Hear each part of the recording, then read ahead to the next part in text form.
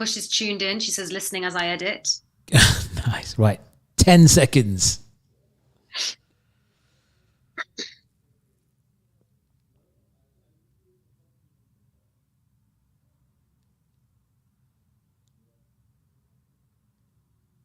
Bismillahir Rahmanir Rahim. Alhamdulillahi Rabbil Alameen. Wassalatu wassalamu ala Sayyid Mursaleen wa Khatamin Nabiyyin Muhammadin wa ala alihi wa sahbihi ajma'een.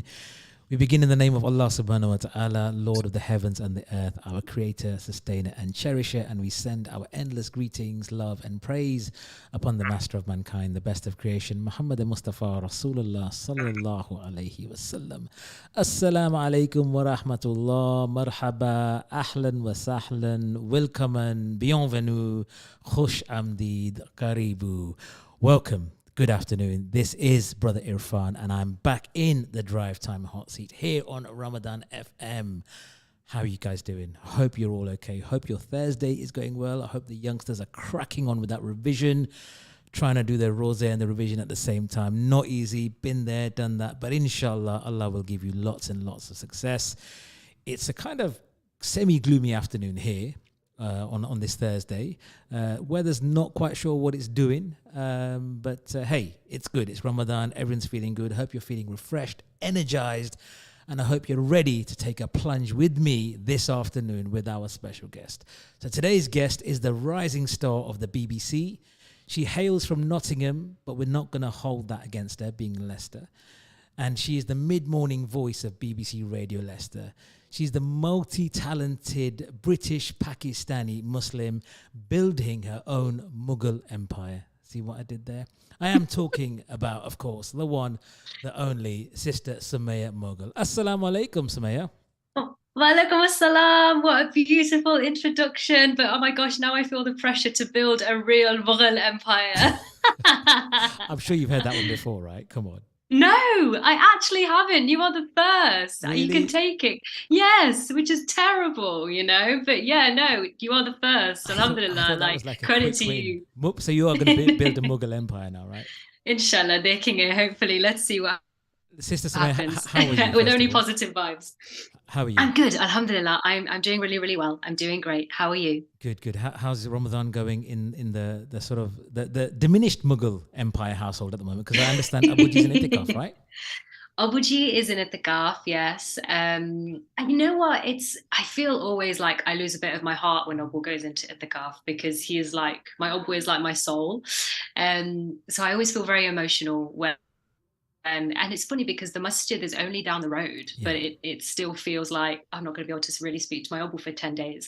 So yeah, it is just me kind of by myself, but it's going to feel even better when we reunite on Eid, inshallah. Inshallah, and Allah accept his and everybody else's itikaf wherever they're doing it this year. And I hope, Allah Ta'ala accepts all of their prayers, their du'as, their ibadat, their worship, whatever it is they're doing. So listen, thank you so much for coming on the program today. How does it feel being on the other side of the mic? Because a few weeks ago, you interviewed me on BBC Radio Leicester. You know what? I've got used to it more over the last few months because I've been in this sort of position being asked questions rather than asking questions. If you'd asked me 5 months ago, though, I would have, absolutely hated it. But I think it depends on who's interviewing you and how scared you are of that person. I'm not too scared of you yet, though we are only a few minutes into the conversation, so anything can happen. Listen to it. No one's scared of me. Even my kids aren't scared of me. I'm kind of just that, My friend calls me the cuddly acceptable face of Islam. I don't know where he got that from. I'm like, what? Come on. But listen, I'd love to talk to you about your journey in media. So I understand that you won a talent show. Is that right? I did. Yes, I did. Tell us a bit about that. So I was actually going to be an accountant. I went to university. That's just so dissy, right? I didn't do accountancy. So I know dissy. it is. It's very dissy. But you know what? The thing I would say to caveat that was the accountancy thing didn't come from my Abu or my Emmy pushing me towards it. It came from me because as a child I was always more creative. I could do the academic stuff. I was all right at it, but what I enjoyed was the creative stuff. And I knew as a kid that that was an industry that was very difficult to break into. So I myself wanted a backup plan, which is why I went to uni. I graduated, alhamdulillah, and had a few offers to work in accountancy and work in finance. But something inside me, I can only describe it as a gut feeling, just told me, nay, Summaya, this isn't for you, don't do it. So I rejected the job offers. I moved back home with my Abu. I didn't have a job to go to, so I was just working in a shirt shop as a Christmas temp. And then 7 months later, BBC Radio Nottingham were doing a open audition for a new evening show presenter. And this was sort of the BBC's initiative to get new voices into the organisation. They were recognising that they needed that, especially in BBC local radio. And honestly, I'd never been in a radio studio in my life. The closest thing that I'd been in actually was the equivalent of this when I was a child, some station called Radio Fazar. And it was again over sort of Ramadan. And it was the station that my Abu took me to when I was about 6 or 7 years old and got me to recite some Yasin and a few du'as and stuff. That was the closest thing I had to radio or listening to the radio as a family just before you break your fast, you know. We would sit on the floor with dates in hand and you wait for the azan, and that was my closest exposure to radio. So I didn't have any experience, but I auditioned. I had to tell a 60-second story, which was terrifying, in front of 4 judges that all had buzzers. It was very Britain's Got Talent, X Factor. And then after 5 rounds and 186 people, they gave me the job, which meant that I joined the BBC and I did an evening show. And then BBC Radio Leicester said, Summaya, we would love for you to join our radio station as the breakfast show presenter. So that's what I did for a bit. And now I do mid-morning. So that's my journey into the BBC. Quite unusual, but brilliant. Mashallah, congratulations. Now, I've got a bit of a confession to make here to the listeners. I actually took part in that New Voices competition a couple of years back, and I made it to the final thing, but I think well, I didn't get selected, obviously. I think they just stopped it. But I know what you mean. It can be quite nerve-wracking putting yourself out there in front of these industry professionals, and all you want to do is sort of just do the best for yourself. But congratulations. I think it's an incredible achievement that you are where you are. So alhamdulillah. And as the face of diversity for local radio, for local BBC radio, how does that make you feel? Is there any pressure? Do you have a sense of expectation? What's been the reaction? Yeah, there is a pressure but I feel like it's not a pressure that's put on me by the organization or put on me by my family. It's a pressure that I feel myself, because there aren't many of us in the space. There aren't many Pakistani, British, Muslim women like me on television. I didn't see it when I was a child, and that definitely contributed to me not feeling like it was a job that I could do. But now that I'm here in this space, I hold that responsibility to be as visible and try and be a positive example as much as I can. But at the same time, I definitely struggle with the expectation of what it means to be Muslim, what it means to be Pakistani, what it means to be British, and trying to not please everyone, you know, because that's very difficult. I find that hard. So I feel on one hand that I want to be visible. I want to try and be that role model that I didn't have when I was a child. But at the same time, I do find it difficult to try and be a role model for what feels like a whole community, because I can't be that. All Muslims aren't the same. All Pakistanis aren't the same, you know, all British Pakistanis aren't the same. So I find that hard. I do struggle with that. And all I can do is my best and just hope that it hits the right people. So you just do you, right? That's the advice. Yeah, but it's hard to do you. Come on. I feel like it's hard to do you, and especially for me in my community, in my experience, in my upbringing, there is that thing where you care about what, you know, the aunties think. Yes.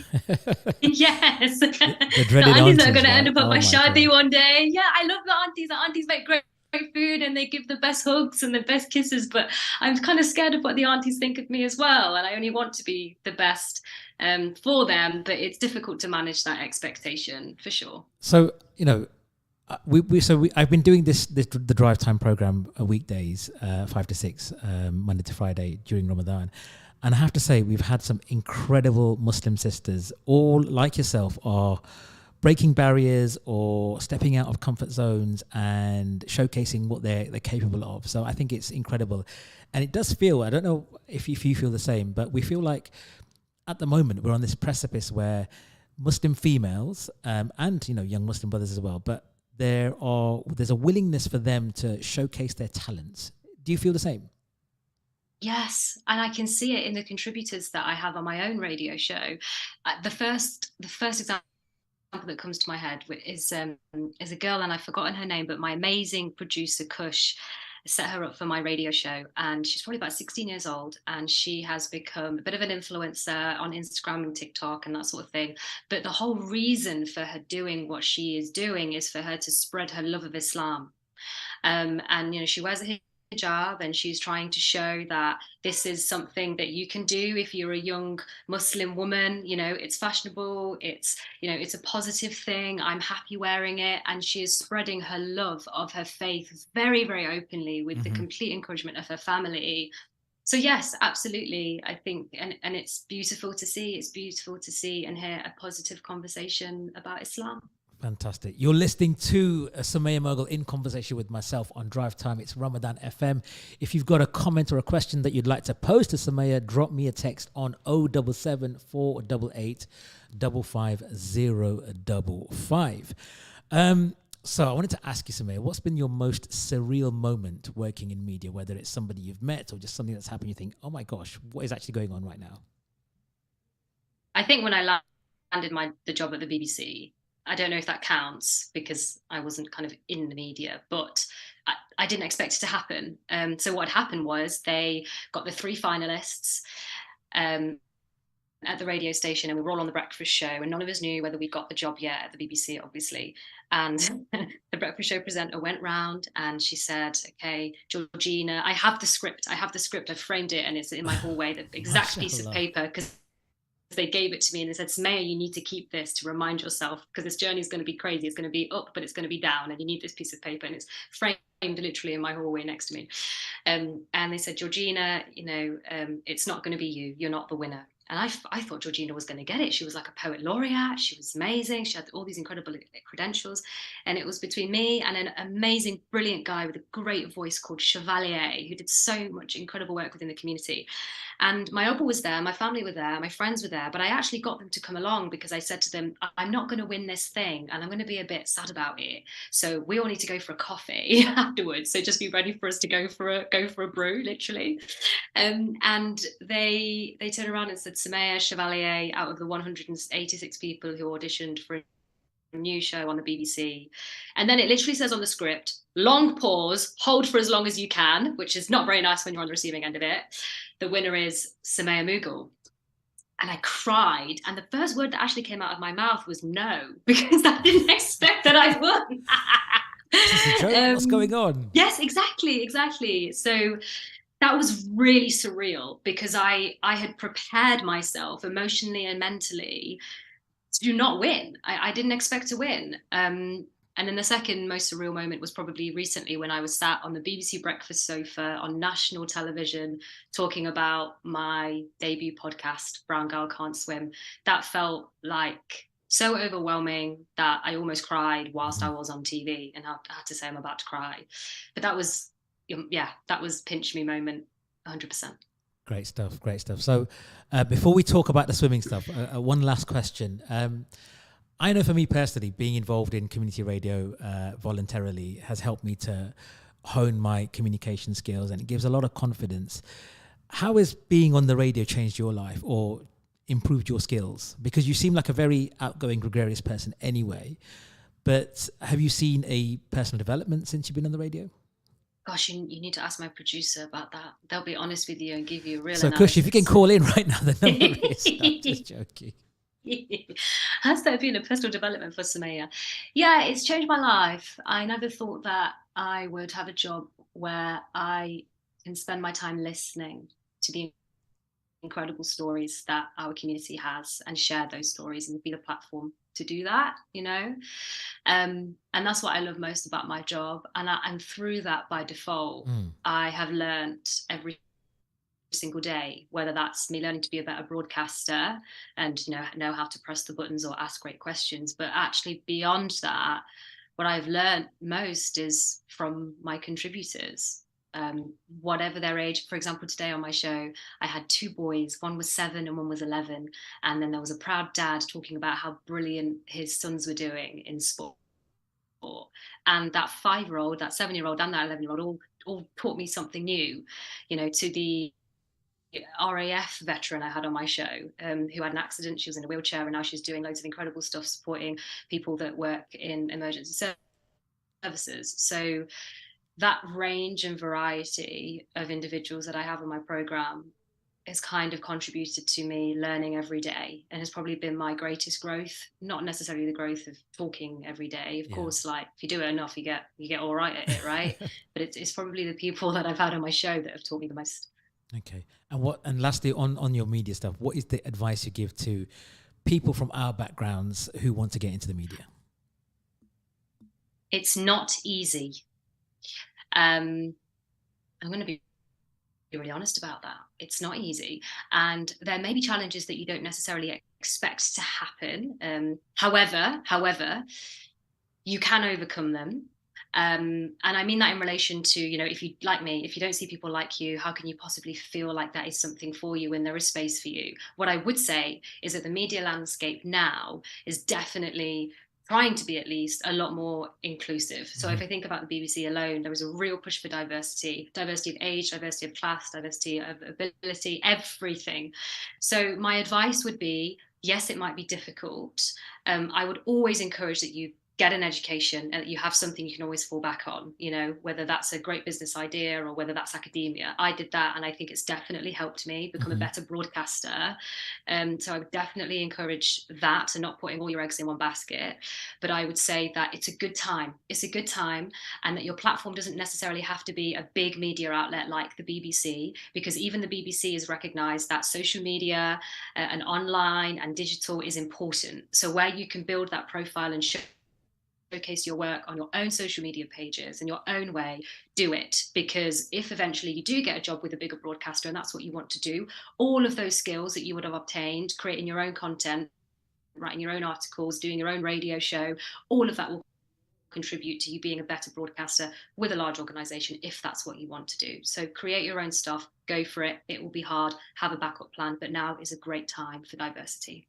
Okay, fantastic. Right, we've got a text come in. If somebody could just put the text on. Hello? No, they're not listening to me in the back, honestly. Can't get the staff these days, Summaya. You know what? It's the same on my show. I have to do the same thing. Okay, they're all gassing amongst themselves, so I'll have a word with them after the show. No problem. Right, I want to talk about swimming now, and congratulations first of all on your award-winning sports podcast. I can't even get my words out. Your award-winning sports podcast called Brown Gal Can't Swim, and it really is a journey of your overcoming this challenge and this. Well, it wasn't a fear, but you wanted to improve your life skills and you wanted to learn how to swim, right? Yes. So tell us about that. So, you went from not being able to swim to then being able to swim 500 meters in open water within 8 weeks. Is that right? That's amazing. Yes, it was slightly longer than 8 weeks because I had a car accident midway through. So we had to stop my training and I had to recover from whiplash and then relearn how to swim and relearn how to train. So to caveat that, it took me slightly longer. But yeah, so the story goes, I couldn't swim till I was in my late 20s. And I found that really embarrassing. But I found it embarrassing because I felt like I was probably the only person on the planet that couldn't swim. And then I started talking to the community and I put it out on social media and I realized that I wasn't alone and I wasn't the only brown gal that couldn't swim. And it wasn't just, Asians, South Asians that were expressing the fact that they also didn't have the skill. There were people from the white community, the black community, young, old, honestly, so many adults. And I was just thinking, why is nobody talking about this? Now, the black community had been really proactive in sort of raising the challenges that they may face when it comes to swimming. For example, their hair or myths around bone density. And I felt really inspired by that. And I thought, look, this is a community that is talking about some of the challenges that they may face in a sport that is essentially a skill that could save your life or help you save someone else's life. Who is doing this in the South Asian community? And I couldn't see the equivalent Olympians. I couldn't see the equivalent organizations. It's not to say that there aren't people working in the space, for goodness sake. I don't know everyone on the planet, but I just didn't see the same degree of proactivity. So I decided, well, I've got to do something about this. And then I reached out to Becky Adlington, who is a 4-time Olympic medalist. Hold on. Normal Yes. people like us go to the local leisure centre for swimming lessons. You just happened to pick up the phone and call I did that too. Olympic champion. Yeah. I did, but I didn't call her because I wanted her to teach me how to swim. Actually, I wanted to learn to swim at the local baths, as anybody would, right? I didn't want to go to a fancy leisure centre that's going to charge me, like, cost me loads of money. Like, who's got the money for that? No, I went to a council run pool and I got a council run teacher, and I went to, female only swim lessons. I booked some one-to-one swim classes, largely because we were filming it for television. And as you will understand, of course, if you're in a swimming pool, you're going to be wearing something that might be a bit revealing, or other people might feel uncomfortable if there's a big camera crew there. So I said, look, I spoke with the leisure facilities, who were brilliantly accommodating, and they said, yeah, we can book this lane out so that you can have a TV crew there. And I had a modest swimming costume on and no makeup, and my hair was in plaits and I looked like a 7-year-old. But I wanted to document rawly and truthfully that journey of learning to swim for other adults, other people like me, other Muslims that are embarrassed that they don't have the skill. And Becky Adlington's involvement was, she set me the challenge of learning to swim in 8 weeks and swimming 500 meters in open water. And she was such a champion, and she is so inspiring in terms of all the work that she's doing around body positivity, and she's a woman, so she felt like the right type of person to be involved with the campaign.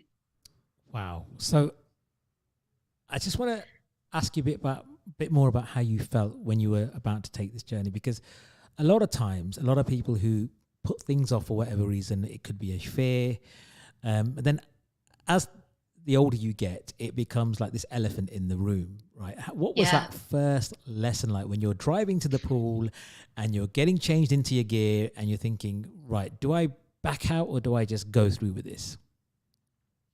Well, I couldn't back out because I'd already got a film crew with me. So I was like, right, can't back out of this one. We're going to have to go for it. But it was also one of the first times that I was even doing anything for television. BBC East Midlands Today covered the whole thing.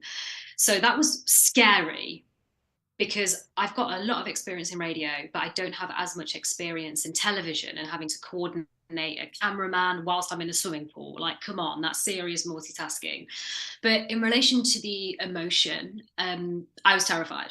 I was so scared, but I don't know what I was more scared of, the anxiety of the TV crew or the anxiety of getting into the water. I think it was getting into the water because I decided to go back to the pool that I had a few lessons in when I was a child. And the reason I did that was because I wanted to really understand, Summaya had a few lessons when she was in school, as you do with school, kind of, it's compulsory, it's part of the curriculum. My mum had taken me for a few extra lessons, but I didn't pick it up. And I didn't know why. And I had to connect with my mum and ask my elbow, why can't I swim? And I wanted to go back to the place where it started. But by doing that also, it definitely raised a lot of memories, not very nice memories, of being in that pool and being on that estate. It's an old council estate in Nottingham, and we didn't have a lot of money, and it wasn't very diverse. And that was hard, being like one of the only brown families on the estate.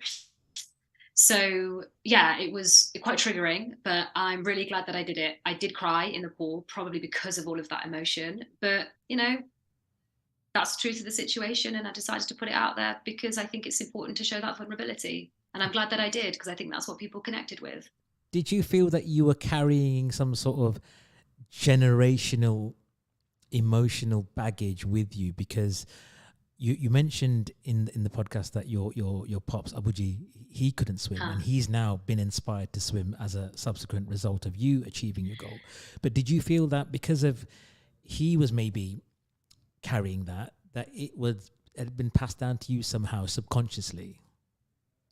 Yeah, Obul couldn't swim because he was born in Pakistan, and swimming lessons are not part of the curriculum in Pakistan. And where Obul grew up, there weren't swimming pools. But Mm. the thing that was so fascinating about Obul's journey that he told me was that my Babaji, my Babaji could swim. I was like, Obul, why can Babaji swim and you can't swim? He said, Sumayya, because Babaji had to swim across the lake to get to school in the morning. I was Right. like, what are you talking about? So that's how Babaji, life skill, compulsory. We value education. You want to go to school, learn to swim and swim to school, literally as part of his journey.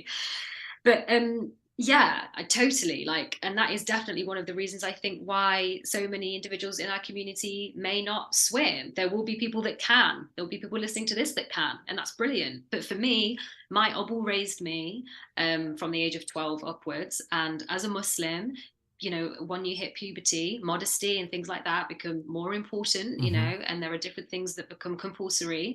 So if Obul can't swim, do you honestly think he's going to take me to a swimming pool when I'm 12, 13 years old in a normal little swimming costume? I don't show Obul my bare shoulders, Yeah. let Yeah. alone a swimming costume. And that all contributed. Yes, all of that generational stuff, all that cultural stuff contributed to me not being able to swim. But that was the very reason why Obul was involved, because I needed to show that despite all of that, there are ways we can overcome this. There is modest swimming, there is modest swimwear, there are female only swim classes, there isn't always a male lifeguard. It's a sunnah, it's a mustahab, is the actual specific term in Islam for us to swim. It's one of the sports that is encouraged by the Prophet Mm-hmm. sallallahu alaihi wasallam for us to do. So Obul needed to be a part of that journey to show as a man as well, for the women and your daughters and your wives, and for you should learn this skill as well. And it was really important that he was part of that journey with me to appeal to the men in the community. Brown girl can't swim is not just for women, Mm-hmm. it's for men as well. And what's been the reaction of Can you people? swim? Sorry, do I swim? I Can swim you very. I swim? swim very badly, Uh, but I have encouraged it in my children. So the moment they were sort of like six, Good. 8 months old, we chucked them straight into the pool and got them lessons because we recognise that it is an important life skill, but also the physical aspect of it, the enjoyment part of it. So when it's summer, we all go to the pool and we sort of splash around for a bit. But what's been the reaction from other women like yourself who maybe haven't? Because I was speaking to, well, my wife was speaking to her friend yesterday on the phone, and I told her that you're coming on today. And she's like, I can't wait to hear Summaya's story because I can't swim and I want to learn how to swim. And I'm thinking, great, well, you listen to this and this will be the impetus that you need to take that step. Have you had other youngsters or women or whatever age group they might be saying, thank you, Summaya, your journey has inspired us, and as a result, I've now put myself into lessons? Yes, hundreds. And it makes me feel quite emotional talking about it, because that was also the reason why I wanted to do this campaign, was to go back to the beginning, right? I felt like I was the only person on the planet that couldn't swim. I put it Mm-hmm. on social media and realized I wasn't the only one. But had I known that I wasn't the only one from the beginning, I would not have felt the same embarrassment, the same shame, the same fear of giving it a go. All that societal stuff. Because come on, swimming feels like such a basic skill. It's a life skill. So the fact you're 20 odd and you can't do something that 4-year-old children can do is embarrassing for me to admit as an adult. Yeah. And so it was important for me to share, therefore, as an adult, that it was possible. And it's totally been reciprocated in so many people, complete strangers. And when I say hundreds, I mean hundreds from all different backgrounds. But yes, other brown women, Muslim women saying, Summaya, thank you for doing this. I can swim, or thank you for doing this. I can't swim. And yes, there has been an increase in adults taking up swimming directly because of brown girl can't swim. Okay, well, you're getting a lot of love on the text right now, Summaya. So I'm just going to read a couple out. Assalamu Oh, alaikum. Thank you for bringing Summaya on the show. She definitely represents many of us women and always speaks openly and honestly of her journey. We had a conversation about swimming at the BBC Awards. I was so inspired. Please ask Summaya to talk about this and how we can get women involved. I have lots of women ready to learn. Great show. Keep it up, both of you. That's from Sister Ruxana, who does a lot of work. Ruxana Hussain. She does a lot of great work in the community. Another text saying, Assalamu alaikum, Brother Irfhan. What a super-powered show you have today. Two legends of local radio. So obviously talking about you, but I don't know who the other one might be. I love listening to Summaya on Radio Leicester. She is so cool. You are spoiling us with your guest lists. Keep up the good work. And that's from Sister Nazira. So you're getting a lot of love out there, Summaya. So thank you so much once again for coming on. Hi, Summaya. This is Arzina being my wife. It is honestly so amazing to listen to your journey. I was also present at the BBC Awards, and was so amazed that you've actually done this for yourself. I have done swimming lessons before, but can't swim in the deep end. And your story has encouraged me to relearn, inshallah. Well done to you. Shout out to Nazia. We will do this together. So the listeners are already feeling motivated and empowered by your story.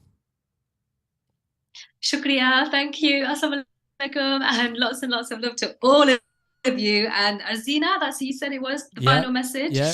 The deep end is scary, literally and metaphorically. It was the thing that scared me the most when I was learning to swim, because I'm 5 foot. So it doesn't take much for the water to get very, very deep, you know? However, with a good teacher, and with good support and with some bravery, you can absolutely do it. And I swam in a lake in open water that was a lot deeper than 2 meters, 3 meters, 4 meters. I was terrified. However, with the support and the right people around me and the determination to want to make a difference, you can do it, even if that difference is just for yourself, that you have this skill. So you can absolutely, totally do it. And I get that fear, and I hear that fear, and I still feel that fear now. But don't let it stop you. For goodness sake, you can do it. And I will support you and be your number one cheerleader all the way. And I want to know all about the journey. So, okay, you've got to do it now, because I'm going to be checking in for updates. You're on. Okay, so in relation to you learning how to swim, Summaya, I wanted to ask you two parts of this question. What was the thing that you had to master to be able to kind of improve your swimming or become a good swimmer? And when was the moment where it all clicked and you thought, oh, by George, I've got it? Mm-hmm. Okay, the thing I had to master, there's 2 things. Do you want the physical or the mental first? Both. Give us both. Give us the physical first. Breathing. So when I learned to swim, because I was doing an open water challenge, I was encouraged to do front crawl. So that's when you've got your face in the water and you're breathing side to side. Mm-hmm. And that was really scary for me. I wasn't scared of putting my face in, but I was scared of not being able to breathe, compared to if you're swimming on your back, you can't see where you're going. So that's terrifying, but your face is out of the water, so you don't have to worry about your breathing. And as someone who struggles with anxiety, the thought of not being able to breathe was not ideal. And it took time for me to get that. Also, because when you're turning to the side to breathe, your body position changes as a result, and that impacts your swimming. And so my first task, and it was the hardest part of the journey, was to do 25 meters. So that's one length of a pool. And the thing that I found the most difficult, and I would stop at 20 meters and I would stop at 15 meters and roll on my back, to the frustration of my brilliant swim teacher, Vicky, bless her soul. But it was the breathing. So I found that hard, but alhamdulillah, I managed to do it. And the other thing that I found really difficult was mastering my mind. What do you mean by that? Because it's a big psychological thing, isn't it? Yes. What I mean by mastering my mind was the fear that I was trying to overcome, because I was doing something that definitely scared me. But I think also, when I was doing Brown Girl Can't Swim, it was very, very intense. Not because I was just learning to swim, but because I was still doing my day job. I was still on the radio 4 days a week, going in, doing my show for 4 hours every single day, producing that show, as well as then learning this skill, as well as trying to do all the social media, which, I find social media a scary place. Putting myself out there on the radio is a lot less scary for me compared to putting a post on social media. That might seem odd, but put me on television, I can do it. Put me on the radio, I can do it. Get me to write an Instagram post. My God, 4 hours later, I'm still there trying to do it, So that would affect my swimming. And that's what I mean by mastering my mind, because I would be coming to my swimming lessons tired, overwhelmed, and feeling an immense pressure to succeed, because I needed to. I wanted to show that I could do this for other people, and it was a lot. It felt like a mountain on my shoulders, and it got to a point where Vicky, my swim teacher, said to me, "Summaya, like, it's really difficult working with you because of the headspace that you're in when you're coming swimming. you've got to meditate, or you've got to take a few minutes out of your day before you come swimming so that I can teach you. And the moment that it changed, which was the second part of your question, was probably my 7th swimming lesson of 8 weeks. So it was very near the end. And it was when I realized that Vicky and I only had a week left. And this journey, and it was a journey, was coming to an end. And it's like when anything comes to an end, like Ramadan, it's a bittersweet thing. Hopefully you've enjoyed it, but it's coming to an end, and I guess there was that feeling of acceptance of being like, okay, Summaya, this is your final lesson. Let's just try and enjoy this. And when I actively just tried to be really present and enjoy it, I had the best lesson with Vicky, and we did 25 meters, and then I did 500 meters in a lake. So that was the moment that it all came together. Seriously impressive, Summaya. How do you feel once you completed that? Very wet and very cold, because Allah subhanahu wa ta'ala decided to bless me with rain that day. So the conditions were bad. It was rainy, and it was windy, and it was cold because we did it late October. What was your question? How did I feel once I'd done it? Yeah, because that is an incredible achievement. I mean, for me, if I was to swim 500 meters, I'd be celebrating and shouting that from the rooftops. So you must have this immense sense of relief, achievement, and mentally you must have been over the moon. Yeah, I was ready for it as well. It got to a point where I just really wanted to kind of get it done. I was like, right, let's just do this now, because it's been dragging on for ages and it's been really, really hard, and I just want to get in the lake and do it. So there was absolute sense of relief. I cried. I cried because the first person I saw as I walked out the lake was my Abu. Shout out Abuji. And shout out Abuji. And he had a coffee ready for me, because you're cold and you've got to be really careful that you don't get hypothermia when you come out of a lake. But there was a TV crew there as well that wanted to capture that moment and everything. So I cried because it was hard, but I felt like a different person, because I'd achieved this thing that felt so impossible to do for so long in my life. And I'd not only achieved it where I could do 25 meters in a pool, I'd achieved it where I'd done 500 meters in a lake in the rain. And I knew in my heart that that was hopefully going to help just even one person.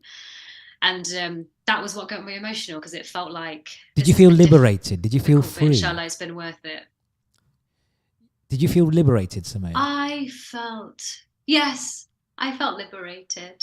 I felt blessed, and I felt relieved and quite cold. So I got out my wetsuit as quick as possible and then took lots of pictures. Brilliant. Right, some more text coming in for you, Summaya.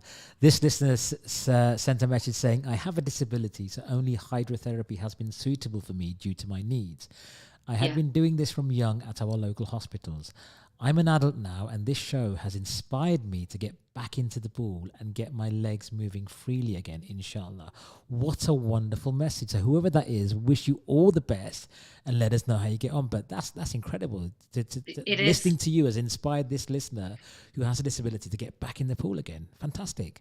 And it's a great sport for exactly that. My dad is a doctor. I know that's very typical, but I mention that because when he's kind of become like also Summaya's Mughal Empire promo swimming guy. He's the doctor and the community leader kind of guy. And he said, swimming is so good for your health. It's so good for your joints. It's so good. And it's not because it's not an impact sport, right? So if you've got issues with your knees, running is like the worst thing in the world in comparison to something which doesn't have the same degree of impact, and especially with weight and all the rest of it. So I mean, great. I'm wishing you luck. Tell me how it goes. Thank you so much for sharing your story. Thank you.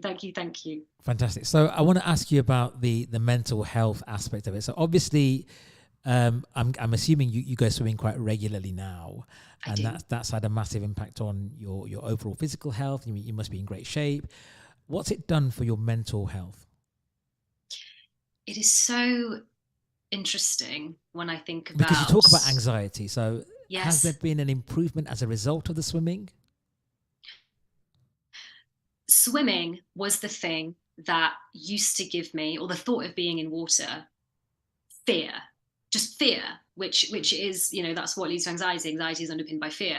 Now, swimming is the place that I go when I'm feeling anxious and I need to be calm. Mm. It's gone full circle. It's not just a place that's good for me because it's good for my body and my joints. It's good for my headspace. And it's just, I don't know. I feel like we've all got things that we lean on when we're struggling, whether that's our families, whether that's our faith, whether that's you reading your namaz, whatever it is. And for me, one of those things now, which I cannot believe I am saying, but it's totally true, is swimming. And I think it's because I can't be on my phone. I think it's because I have to stop and breathe. Mm. And I think it's because every time I swim, I feel an achievement. I feel a sense of achievement every stroke, every kick, every breath, because it was something that I couldn't do before. So, yes, massive improvement in terms of my mental health. And I'm so glad that I've got it, because it's another thing that I can add to my toolkit when things do get overwhelming and when things do get difficult. Now I know I'm going to be okay because I can go for a swim. Well, It's crazy to say. it sounds like you've well and truly slayed that demon. So, alhamdulillah, really, really, massive congratulations to you. And I hope our young people who are listening out there who don't know how to swim, I hope you've been inspired by listening to Summaya's story. So, what's next for you in terms of your swimming? Are you going to take up some sort of like triathlon style challenges? Are you going to be doing big open water swims for charity? What do you think? I've been asked to swim many different swims now. The Great Many. British Swim Off. That's I've been what you need asked to to do, swim. right? I've been asked to swim the Channel. I've been asked to swim Lake Windermere, which is a big open water swim. I've been asked to swim by London Marathon events, their equivalent of a swim in sort of marathon terms. And honestly, I was looking at the opportunities and thinking, I mean, alhamdulillah, thank you for the opportunities and asking me to do it. But also thinking, I've only got so much stamina, I can't do all of these swims. So I haven't chosen which one I'm going to do yet. I'm going to do one of them, and I've got to choose quickly because I don't have a lot of time to train. Maybe I'll put it out to your listeners. Which one do you want me to do? But regardless of whichever one I choose, what I do know is that the next part of my journey with swimming, and it's what Sister Roxana, alluded to when she messaged, is I need to bring other people on the journey with me now, because it's something that I feel I somewhat did with Brown Girl Can't Swim through the social media and everything. But what I really, really want is I want other people to come with me on this journey now and to help them with the exact anxieties and fears that I sort of once had. So whatever challenge I do next, I just hope that I can bring in other people. And that's what I'm trying to work out now is, okay, if you're going to do a big swim, Summaya, that's great, but I don't really want to do it just for myself. I don't want to do that. I want it to be something where I can literally help other people. So it's just a case of finding the time to figure out the logistics to make it happen, because that's my biggest challenge is time. So I better carve some out to make it happen. Okay. But yes, another big challenge, inshallah, is on the cards. Inshallah. So what's been the reaction of your brother and sister to this? I mean, is your sister in a similar situation? Does she know how to swim? Has she been inspired, encouraged to do the same?